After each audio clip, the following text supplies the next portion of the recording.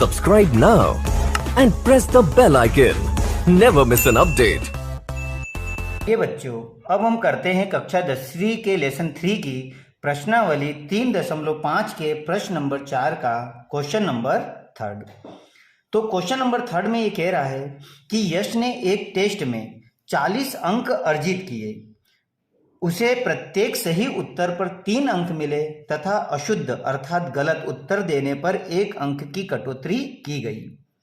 यदि यश सही उत्तर पर 4 अंक मिलते हैं तथा अशुद्ध उत्तर पर 2 अंक कटते हैं तो यश 50 अंक अर्जित करता है। तो टेस्ट में कितने प्रश्न थे, मुझे बताना है कि टेस्ट में कितने प्रश्न लिए गए थे। तो अपन मान लेते हैं कि ये यश है और यश जब टेस्ट देता है तो टेस्ट में सही उत्तर पर अपन मान लेते हैं कि X प्रश्न थे और गलत उत्तर दिए Y वाले प्रश्न थे। तो हम मान लेते हैं, जैसे उदाहरण के लिए कि अपन मान ले कि माना जब यश टेस्ट देने जाता है तो सही उत्तर दिए, कितने दिए इन्होंने सही उत्तर, अपन मान लेते हैं कि X प्रश्नों के दिए। तो यश ने सही उत्तर कितने प्रश्नों के दिए, X प्रश्न के, और गलत उत्तर कितने दिए,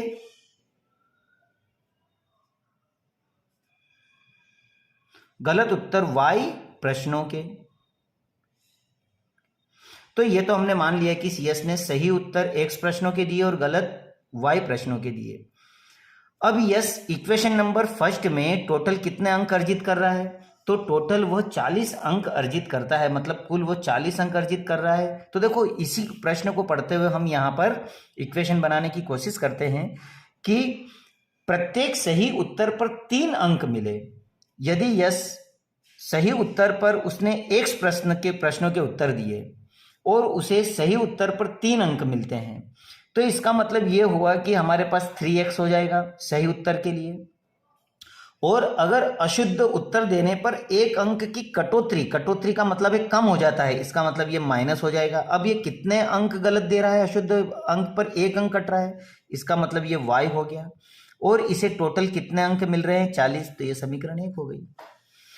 ठीक उसी तरह से इक्वेशन नंबर 2 हम बना लेंगे इसी तरह से कि यदि उसे सही उत्तर तो 4 अंक मिलते हैं, इसका मतलब है कि ये 4x हो गया, और अशुद्ध उत्तर पर उसके 2 अंक कट जाते हैं तो माइनस हो जाते हैं। अब उसने गलत उत्तर उसने Y प्रश्नों के दिए और Y प्रश्नों के दिए, इसका मतलब 2 अंक कट रहे हैं, इसका मतलब ये 2y हो गया, माइनस हो गया। तो अब ये कितने अंक अर्जित कर रहा है, 50। ये समीकरण नंबर हमारी 2 बन गई। तो इस तरह से मैं समीकरण 1 और 2 बनाऊंगा। तो मैं मान लेता हूं कि मान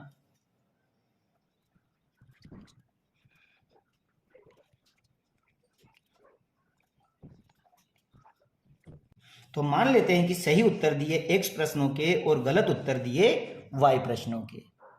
तो अब प्रश्नानुसार देखिए,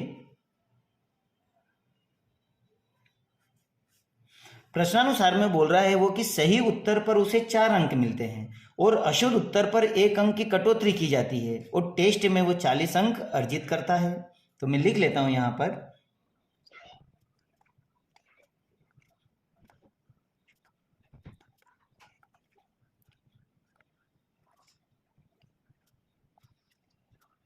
तो सही उत्तर पर 3 अंक तथा अशुद्ध अंक पर 1 अंक की कटौती की जाती है तो कुल उसे 40 अंक मिलते हैं। तो हमें पता है कि सही उत्तर X है, तो सही उत्तर पर अगर 3 अंक मिलते हैं तो ये 3x हो गया, माइनस क्योंकि यहाँ पर ये कम हो रहा है अंक, तो y हमारा 1 अंक हो रहा है यहाँ पर, तो y का हमारा y ऐसा कैसा ही रह जाएगा और ये हो जाएगा 40। ये हो गई समीकरण 1।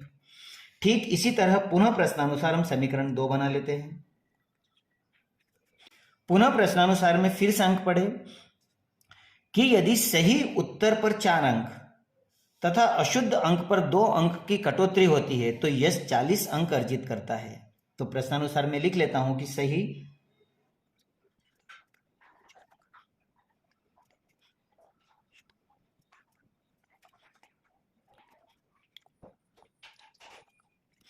तो सही उत्तर पर 4 अंक, तो यहां पर उत्तर दिए हुए प्रश्नों की संख्या 1 से है। अब ये 4 अंक अर्जित करता है, इसका मतलब ये 4x हो गया, माइनस गलत उत्तर के लिए y प्रश्न है और उसके 2 नंबर कट रहे हैं, इसका मतलब ये 2y हो गया और इक्वल में टोटल 50। तो यह हमारी समीकरण नंबर 2 बन सकती है। लेकिन बच्चों इसको हम और सिंप्लीफाई कर सकते हैं यहाँ से 2 को कॉमन लेकर। तो हम यहाँ से 2 को कॉमन ले लेते हैं। तो 2 को कॉमन लोगे तो 2x माइनस 2 कॉमन हो गया, इसलिए y और इक्वल में 50। 2 से इसे 50 को डिवाइड कर लो तो 2x माइनस वाई बराबर हो जाएगा 50 अपॉन में 2 और ये 2 से कैंसिल होगा तो 2x माइनस वाई बराबर होगा 25। ये बन गई हमारी समीकरण नंबर 2। अब समीकरण 1 और 2 को आप विलोपन प्रतिस्थापन या वज्र गुणन विधि किसी से भी कर सकते हो। मैं इसे करता हूं विलोपन विधि। तो जब मैं इसको विलोपन विधि से हल करूंगा तो समीकरण 1 है मेरे पास में 3x माइनस वाई बराबर 40 और समीकरण 2 है मेरे पास में 2x माइनस वाई बराबर 25। तो विलोपन विधि में मैं देखता हूं कि 1 से y के कोफिशिएंट बराबर होना चाहिए। तो y के कोफिशिएंट बराबर है, इसके चिन्ह भी बराबर है, तो मैं निशान चेंज कर दूंगा, प्लस का माइनस में और माइनस का प्लस में। ये धन ऋण के कैंसिल हो गए। 3x में से 2x जाएगा तो 1x बचेगा बरोबर। और 40 में से अगर मैं 25 को घटाता हूं तो मेरे पास में आएगा 15। तो यह मेरा x का मान आ गया। अब x का मान मैं रख देता हूं समीकरण 1 में। तो समीकरण 1 क्या है बच्चों आपके पास में 3x माइनस वाई बराबर 40। अब जहां पे भी x आया वहां आप क्या वैल्यू पुट कर दोगे 15 लिख दोगे। तो ये हो जाएगा 3 मल्टीप्लाई 15 माइनस वाई बराबर 40। अब 15 का जब इसमें मल्टीप्लाई करोगे तो ये आपका आ जाएगा 15 तिया 45 माइनस वाई बराबर 40। पक्षांतरण कर दीजिए तो माइनस वाई बराबर 40 और ये प्लस का जाएगा तो हो जाएगा माइनस, और 45 में से जब 40 को घटाओगे तो माइनस की संख्या बड़ी है इसलिए आएगा 5। अब माइनस से माइनस कैंसिल हो गया तो y का मान आ गया 5। तो इस तरह से मैंने y का मान भी निकाल लिया और x का मान भी निकाल लिया। तो आप बड़ी आसानी से कह सकते हो कि टेस्ट में उसने पूछा था कि कितने प्रश्न हैं।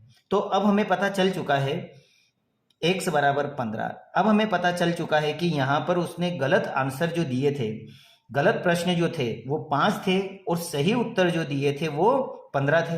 तो 15 और 5 को हम जोड़ देंगे तो हमारे पास टेस्ट में कितने प्रश्न हो गए 20 प्रश्न। तो मैं लिख सकता हूं टेस्ट में कुल प्रश्न थे x प्लस वाई, अर्थात सही उत्तर और गलत प्रश्नों की संख्या को जोड़ दो तो 15 प्लस 5 बराबर 20 प्रश्न थे और यही आपका आंसर है।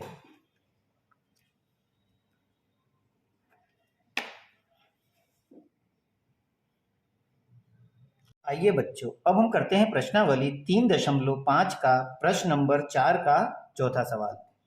इन्होंने चौथे नंबर के सवाल में दिया है कि एक राजमार्ग पर 2 स्थान A और B 100 किलोमीटर की दूरी पर है। एक कार A से तथा दूसरी कार B से एक ही समय चलना प्रारंभ करती है। यदि ये कारें भिन्न भिन्न चालों से एक ही दिशा में चलती है तो वे 5 घंटे पश्चात मिलती है, और यदि यही कारें भिन्न भिन्न चाल से विपरीत दिशा में चलती है तो वह 1 घंटे पश्चात मिल जाती है। तो दोनों कारों की चाल ज्ञात कीजिए। तो बच्चों हमें यहाँ पर दोनों कारों की चाल को ज्ञात करना है। तो सबसे पहले तो मैं मान लेता हूं कि यह हमारे पास एक राजमार्ग है।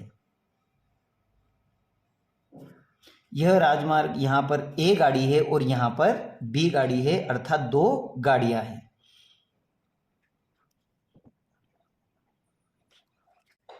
यह हमारे पास A तथा B 2 गाड़ियां हैं। अब देखो प्रश्न में ये क्या कह रहा है कि एक राजमार्ग पर 2 स्थान A और B है, तो ये स्थान A हो गया और ये स्थान B हो गया, और इसकी जो टोटल दूरी है यहाँ A से लगा के B तक की ये 100 किलोमीटर है। तो 100 किलोमीटर, तो टोटल दूरी कितनी हो गई 100 किलोमीटर दूर है। अब एक कार A से तथा दूसरी कार B से एक ही समय पर चलती है, मतलब समय फिक्स है, दोनों A और B दोनों समय एक ही साथ चलना प्रारंभ करती है।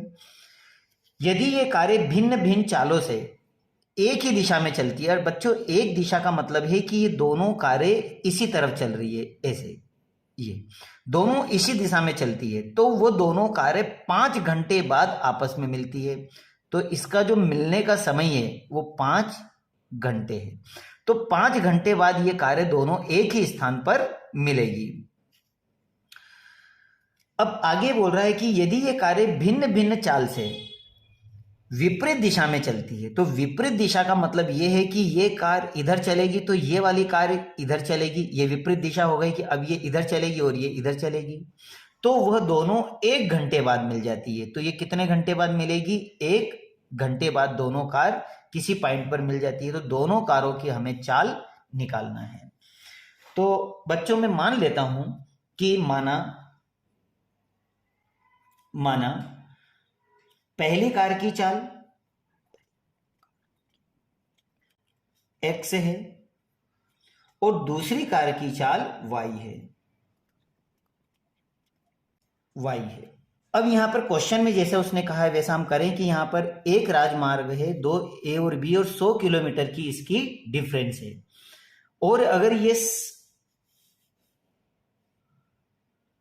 एक ही समय पर चलना प्रारंभ करती है और ये कारें भिन्न भिन्न चालों से एक ही दिशा में चलती है। बच्चों ये ध्यान देना, एक ही दिशा में। तो जब ये एक ही दिशा में चलेगी तो जितनी दूरी ये तय करेगी ये भी करेगी, मतलब इनके दोनों के आपस में मिलने का समय ज्यादा बढ़ेगा। अर्थात समान दिशा में आपेक्षिक चाल क्या होगी? माइनस में आ जाएगी। तो मैं लिख लेता हूं यहां पर कि समान दिशा में आपेक्षिक चाल। तो पहली गाड़ी जो मेरी x है वो अगर इसके पास जाएगी तो समय ज्यादा लगेगा, अर्थात मतलब समय में जब बढ़ोतरी होगी इसलिए माइनस लिखेंगे। तो इसका जो अपेक्षित चाल हो जाएगी वो क्या हो जाएगी? x माइनस वाई हो जाएगी। अब यहां पर मेरे पास में टोटल दूरी कितनी दी इन्होंने? 100 किलोमीटर। तो ये दूरी तो सेम है, तो ये तो हो गया 100 किलोमीटर। लेकिन इन दोनों कारों को मिलने में हमारा समय कितना लग रहा है? 5 घंटे। तो ये समय हो गया, समय 5 घंटे। तो मुझे यहां पर पहली कार की अगर चाल निकालना है तो मैं सूत्र लगा देता हूं समय का। तो समय का सूत्र क्या है मेरे पास? समय बराबर होता है दूरी बटे चाल। तो बच्चों अब मेरे पास समय भी है, दूरी भी है और चाल भी है, इस सूत्र में जमा देता हूं मैं। तो समय हुआ 5, दूरी कितनी है हमारे पास? 100 किलोमीटर, और चाल कितनी है? चाल हमारे पास है x माइनस वाई। इनका क्रॉस मल्टीप्लाई कर दो तो इसका इधर मल्टीप्लाई करेंगे तो 5x माइनस वाई बराबर 100। तो 5 यहां मल्टीप्लाई कर रहा है तो इसे डिवाइड कर लेगा, तो x माइनस वाई बराबर हो जाएगा 100 अपॉन 5। इन दोनों को काट दो तो x माइनस वाई बराबर हो गया 20। ये बन गई हमारी समीकरण नंबर 1, जो बहुत ही आसानी से बनी। ठीक इसी तरह समीकरण नंबर 2 मैं फिर यहां से बना लेता हूं। अब यहां पर जो गाड़ी है वो क्या कर रही है? भिन्न भिन्न चाल से विपरीत दिशा में चल रही है।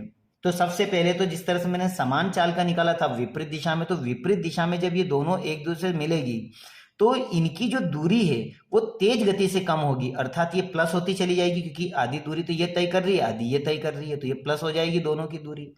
तो मैं लिख लेता हूं यहां पर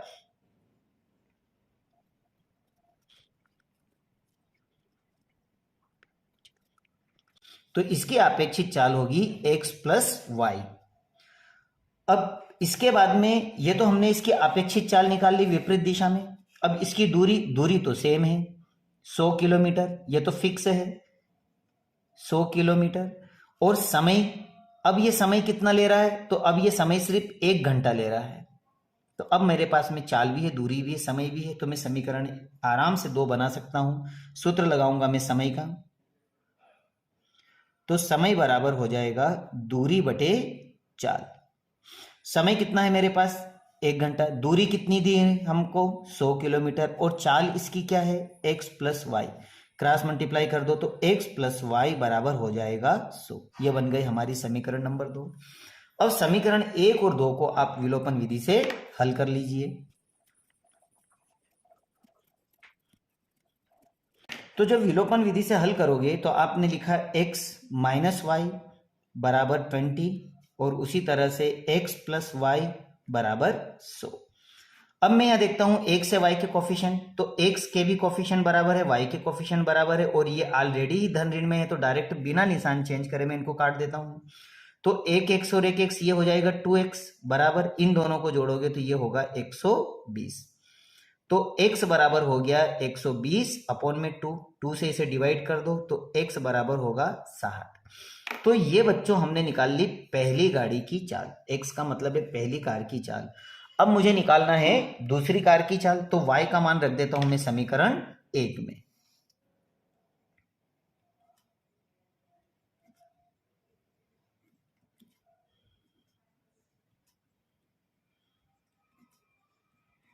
तो बच्चों समीकरण 1 क्या है आपके पास, x प्लस वाई बराबर 100।